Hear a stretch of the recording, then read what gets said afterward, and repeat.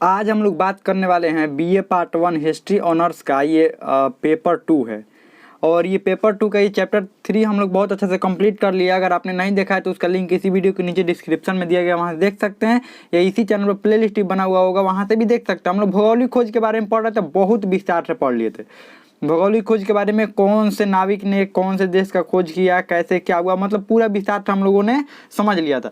चलिए अब इसमें का ऑब्जेक्टिव क्वेश्चन देखते हैं। और एक बात, इसमें लगभग ऑब्जेक्टिव क्वेश्चन 25 से 30 ऑब्जेक्टिव क्वेश्चन है, लेकिन हम लोग आज एक ही वीडियो में सारे ऑब्जेक्टिव क्वेश्चन को निपटा देंगे। 25 से 30 लगभग है, सभी ऑब्जेक्टिव क्वेश्चन को एक ही वीडियो में हम लोग खत्म कर देंगे। अब देखिए पढ़ेंगे हम लोग ऑब्जेक्टिव क्वेश्चन, समझेंगे कैसे। जैसे ये पहला क्वेश्चन हुआ, इस इस क्वेश्चन में से 3-4 तरीके से क्वेश्चन आ सकता है, तो उसको हम समझ लेंगे। ऐसे करके हम लोग 25 से 30 क्वेश्चन समझेंगे, तो इसको विस्तार से समझिएगा और ध्यान समझिएगा। अंतिम हम क्वेश्चन भी पूछेंगे इसमें से, जो कि आपको कमेंट में जिसका आंसर लिखना होगा। चलिए पहला क्वेश्चन है, वास्को डी गामा कहाँ का यात्री था। आप कहेंगे कितना आसान क्वेश्चन है, बिल्कुल आसान क्वेश्चन ही आता है। स्पेन, पुर्तगाल, इंग्लैंड या अमेरिका। तो ये पुर्तगाल का नाविक था। आप कहेंगे इतना आसान क्वेश्चन आता है, बिल्कुल सभी परीक्षा में, जो भी आप परीक्षा देते हैं उस परीक्षा में कुछ क्वेश्चन ऐसे होते हैं जो बिल्कुल आसान होते हैं, वो आपको आने चाहिए। तो ये आसान क्वेश्चन है और ये आता ही आता है, ध्यान रखिएगा। बहुत बार PYQ में आ चुका है, लेकिन इसके आसपास वाला क्वेश्चन थोड़ा सा देख लेते हैं। देखिए वास्को डी गामा यहाँ पुर्तगाल का था, ध्यान रखिएगा। यहाँ कहाँ का था, यहाँ पुर्तगाल का था, ठीक। अब ये वास्को डी गामा पुर्तगाल का था, तो ये पुर्तगाल से कहाँ पर आया था, पुर्तगाल से पहुंचा दक्षिण अफ्रीका के दक्षिणतम बिंदु जिसका नाम है उत्तमासान द्वीप। उत्तमासान द्वीप पर पहुंचा। यहाँ पर इसको एक नाविक मिला जो कि भारत का नाविक था, जिसका नाम था अब्दुल माजिद। इसी ने रास्ता बताया कि चलो यहाँ पर भारत में पहुंच जाना, ये आगे यहाँ पर बढ़ोगे पूरब की तरफ ऐसे ही तो कहाँ पर पहुंच जाओगे, भारत में पहुंच जाओगे। और भारत में कहाँ पर पहुंचा, ये कालीकट बंदरगाह, कालीकट, ध्यान रखिए, कालीकट बंदरगाह जो कि केरल में है, जो वर्तमान कहाँ पर है, केरल में। यहाँ के राजा का नाम था, ध्यान रखिएगा, यहाँ का राजा का नाम था जामेरिन नाम था यहाँ के राजा का, जिसने स्वागत किया। और ये कालीकट जो बंदरगाह है, ये बंदरगाह का भी नाम कालीकट था, और जिस क्षेत्र में राजा ये शासन करता था उस क्षेत्र का भी नाम कालीकट था। जैसे कोई कलकत्ता में है तो कलकत्ता का नाम, मान लीजिए कलकत्ता में कोई बंदरगाह है, तो कलकत्ता के बंदरगाह को ऐसे भी तो कहते हैं कलकत्ता का बंदरगाह, या कलकत्ता के रेलवे स्टेशन को कलकत्ता के रेलवे स्टेशन भी कह सकते हैं। लेकिन हाँ, अलग अलग अपने से नाम दे दिए जाते हैं। लेकिन उस समय क्या था, उस क्षेत्र का भी नाम कालीकट था और वो बंदरगाह का भी नाम क्या था, कालीकट था। ये पहुंचा कब तक, 1498 ईस्वी में, ध्यान रखिएगा। और यहाँ से वस्तु खरीद कर कभी कहीं कहीं आपको मिलेगा कि 60 गुना मूल्य पर बेचा था, कहीं मिलेगा कि 62 गुना मूल्य पर बेचा था, ध्यान रखिएगा। तो ये वस्तु यहाँ से खरीदा था और 62 गुना मूल्य पर लगभग क्या किया था, 60 से 62 गुना मूल्य पर यहाँ यूरोप के बाजार में वापस लाकर यूरोप के बाजारों में बेचा था। चलिए आगे बढ़ते हैं। अगला क्वेश्चन क्या है, कुस्तुनतुनिया का पतन कब हुआ था। क्वेश्चन क्या है, कुस्तुनतुनिया का पतन कब हुआ? तो 1495 में, 1398 में, 1453 में, या डी इनमें से कोई नहीं। तो आपको पता है कि 1453 में कुस्तुनतुनिया का पतन हुआ था। अब कुस्तुनतुनिया किस साम्राज्य का उस समय हिस्सा था? ये कुस्तुनतुनिया जो रोमन साम्राज्य का हिस्सा था, ध्यान रखिएगा। कौन सा साम्राज्य का हिस्सा था कुस्तुनतुनिया? रोमन साम्राज्य का हिस्सा था। उस पर तुर्कों का अधिकार हो गया था, तुर्कों का अधिकार हो गया था, ध्यान रखिएगा, कुस्तुनतुनिया पर। आगे बढ़ते हैं। अगला क्वेश्चन है, कोलंबस मूल निवासी था। कोलंबस जो था वो मूल निवासी कहाँ का था, थोड़ा आप समझिए। कोलंबस जो था वो मूल निवासी कहाँ का था? स्पेन, पुर्तगाल, इटली या डी में से कोई नहीं। ये इटली का मूल निवासी था। कोलंबस जो था इटली का मूल निवासी था। अभी इसके बारे में थोड़ा समझ लेते हैं।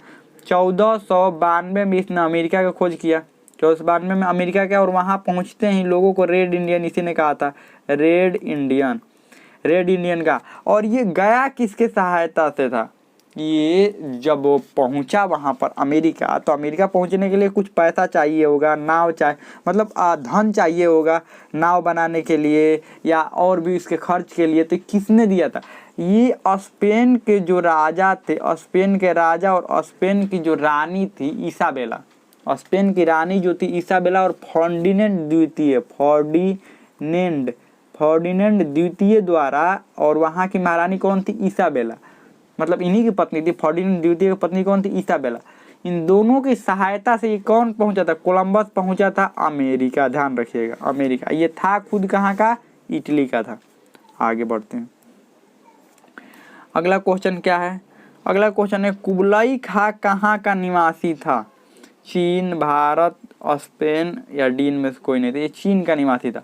और आपको कमेंट करके बताना है कौन सा एक इटली का यात्री था। इटली का यात्री जो कुबलाई खां के शासन काल में चीन पहुंचा था। बहुत विस्तार से पढ़ाए हैं, आपको आंसर याद होने चाहिए एकदम बहुत बढ़िया से। चलिए आगे बढ़ते हैं। अगला क्वेश्चन है न्यू फाउंडलैंड का जो द्वीप है, जो बहुत सारे वहाँ पर द्वीप है, तो न्यू फाउंडलैंड के द्वीपों का पता किसने लगाया था? Captain Cook, Magellan, Sir John Sebastian Cabot या डी इनमें से कोई नहीं। तो सर जॉन सेबिस्टन कैबोट द्वारा पता लगाया था न्यू फाउंडलैंड द्वीपों का, जो न्यू फाउंडलैंड द्वीप थे। चलिए आगे बढ़ते हैं। अगला क्वेश्चन का क्या है? इसाबेला कहाँ की रानी थी? ब्राज़ील, स्पेन, अमेरिका, डी इनमें से कोई नहीं थी। तो हम तो बताइए अभी बताएं, ये स्पेन की महारानी थी। और वहाँ के राजा कौन थे? फर्डिनेंड द्वितीय, ध्यान रखिएगा। चलिए आगे बढ़ते हैं। अगला क्वेश्चन क्या है? उत्तमाशा अंतरीप का खोज किसने किया? दक्षिण अफ्रीका का दक्षिणतम बिंदु, देखिए ध्यान रखिएगा, दक्षिण अफ्रीका के जो दक्षिणतम बिंदु था इसका नाम क्या था? उत्तमाशा अंतरीप। उत्तमाशा अंतरीप का खोज किसने किया था? Columbus, Vasco da Gama, Magellan, Bartholomew Diaz. तो किसने किया था? Bartholomew Diaz. लेकिन ये निकला था भारत की खोज करने के लिए। जब पहुंचा ना दक्षिण अफ्रीका के दक्षिणतम बिंदु पर, इससे जहाज खराब हो गया।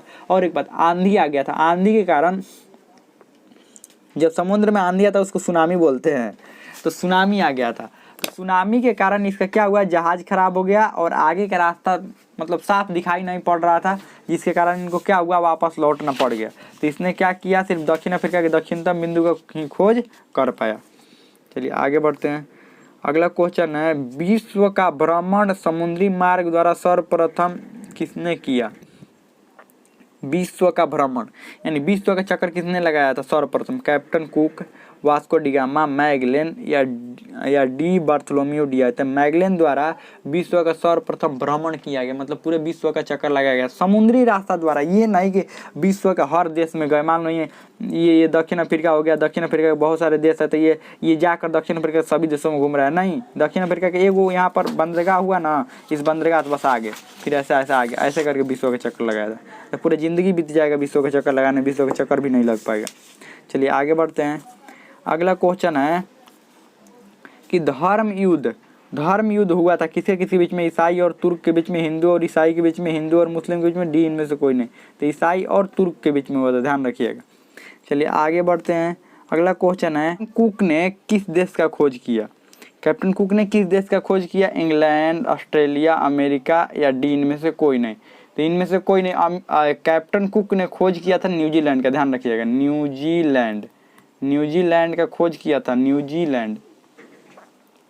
न्यूजीलैंड का खोज कैप्टन कुक ने किया था। तो हमें लगता है समझ में आ गया होगा। इसमें इतना ही ऑब्जेक्टिव क्वेश्चन बचा है, और सब्जेक्टिव क्वेश्चन 1 या 2 होगा, वो जल्दी हम लोग कंप्लीट कर लेंगे। तो हमें लगता है समझ में आ गया होगा। और इसमें कोई भी डाउट हो, कोई भी क्वेश्चन हो, आप कमेंट में पूछ सकते हैं। हमें लगता है समझ में आ गया होगा।